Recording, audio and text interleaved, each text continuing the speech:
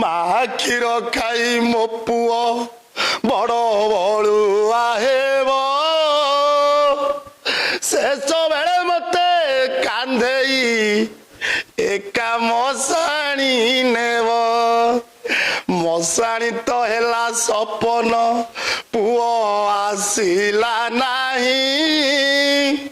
ଟଙ୍କା ପଠେଇ ସେ କହୁଛି ତାର ସମୟ ନାହିଁ ମା ଖୋଜି ଖୋଜି ପୁଅକୁ ମା ମରି ଶୋଇଲା ଟଙ୍କା ପାଖେ ଥିଲେ କି ହେବ